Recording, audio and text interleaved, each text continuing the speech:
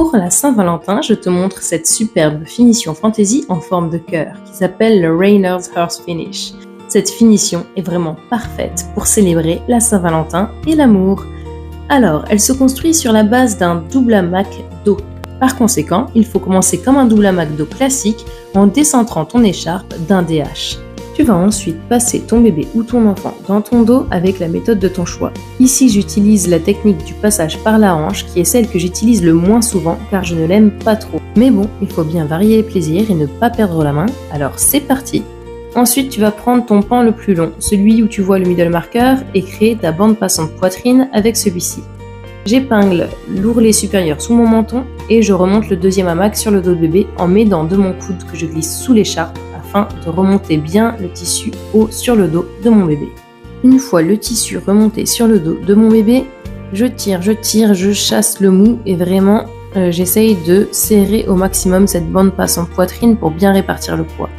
Je regarde aussi qu'il n'y ait pas de surplus de tissu sur le dos de bébé en tirant sur l'ourlet inférieur vers le bas afin d'avoir un tissu bien lisse sur le dos de mon bébé.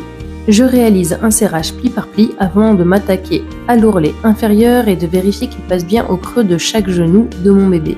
Je m'aide de mon bras pour bien serrer l'écharpe et je travaille la bande passante poitrine afin qu'elle soit lisse, bien serrée, et je vérifie aussi que les deux pieds de mon bébé soient bien libérés.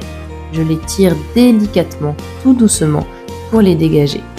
Ensuite, une fois que j'ai bien serré chaque pan, c'est-à-dire que j'ai bien serré le deuxième hamac, sachant que le premier hamac je l'avais serré préalablement, je vais pouvoir remonter tout le tissu sur mon épaule pour faire la bretelle. Ici, pour dégager encore mieux les voies respiratoires de mon bébé, j'inverse sur les supérieurs et inférieurs et je crée une volte. Je porte toujours une attention particulière au serrage de mon écharpe et ensuite je passe ce pan sous la bande passante poitrine en passant préalablement ma main dessous pour l'attraper.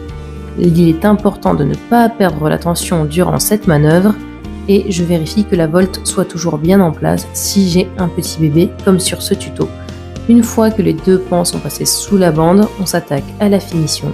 Chaque pan va remonter sur la bande poitrine pour aller se coincer dans le pan opposé en allant de l'extérieur vers l'intérieur pour créer cette forme de cœur si particulière et si jolie. Une fois que tu as passé les deux pans, tu les croises et hop, tu vas pouvoir faire un nœud simple derrière. Pourquoi un nœud simple? Car il s'agit d'une finition knotless et en fait ce nœud sert juste à te débarrasser des pans, mais il n'a pas vocation à fermer le nouage car ce nouage tient déjà sans aucun nœud. Allez, dis-moi en commentaire si tu vas tester cette belle finition sur le thème de l'amour.